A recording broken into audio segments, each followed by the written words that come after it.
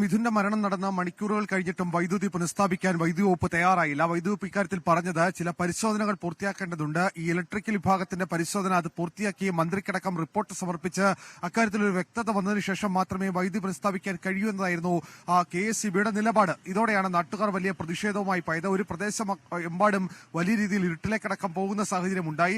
തുടർന്ന് ഈ ഉദ്യോഗസ്ഥരെത്തി സ്ഥലത്ത് പരിശോധന നടത്തി മന്ത്രിക്ക് റിപ്പോർട്ട് സമർപ്പിച്ച മന്ത്രിയുടെ റിപ്പോർട്ട് പുറത്തു വന്നതിന് പിന്നാലെയാണ് ഈ പ്രദേശത്തെത്തി ഈ സ്കൂൾ കോമ്പൗണ്ടിൽ നിന്നിരുന്ന ഈ ഇലക്ട്രിക് പോസ്റ്റിന്റെ ഈ വൈദ്യുതി പൂർണ്ണമായും വിച്ഛേദിച്ചത്. അത് സ്കൂളിന്റെ കെട്ടിടത്തിന് മുകളിലൂടെ കടന്നു പോകുന്ന വൈദ്യുതി പൂർണ്ണമായും വിച്ഛേദിച്ചു എന്നുള്ളതാണ് നിലവിൽ KSEB വൃത്തങ്ങൾ പറയുന്നത്. അത് സമീപത്തെ ഒരു സ്കൂളിലേക്കും അതുപോലെ തന്നെ അവിടുത്തെ 4 വീടുകളിലേക്കും മാത്രമാണ് ആ വൈദ്യുതി ലൈൻ ഉപയോഗിച്ചിരുന്നത്.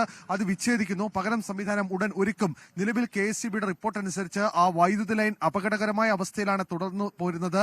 അവിടെ നിന്ന് ചില അനാസ്ഥകൾ ഉണ്ടായി എന്നതാണ് വൈദ്യുതി വകുപ്പ് കണ്ടെത്തിയത്. ഈ സാഹചര്യത്തിൽ കൂടിയാണ് നടപടി എന്നുള്ളതാണ് നമ്മൾ മനസ്സിലാക്കുന്നത്. കാരണം വേണ്ടത്ര സുരക്ഷാ മാനദണ്ഡങ്ങൾ പാലിക്കാതെ, വേണ്ടത്ര അകലം പാലിക്കാതെയാണ് ഈ വൈദ്യുതി ലൈൻ സ്ഥാപിച്ചത് എന്നുള്ളതാണ് കണ്ടെത്തലിൽ ഏറ്റവും പ്രധാനം. അതുകൊണ്ട് തന്നെ ഉടനടി ഇത് വിച്ഛേദിക്കാൻ വൈദ്യുതി വകുപ്പ് മന്ത്രി തന്നെ നിർദ്ദേശം കൊടുത്തിരുന്നു. ഇതിന് പിന്നാലെ രാത്രി വൈകിയാണ് ഉദ്യോഗസ്ഥരെത്തി ഇത് വിച്ഛേദിക്കുകയും പകരമുള്ള സ്ഥലങ്ങളിലേക്ക് വൈദ്യുതി കണക്ഷൻ പുനഃസ്ഥാപിക്കുകയും ചെയ്തത്.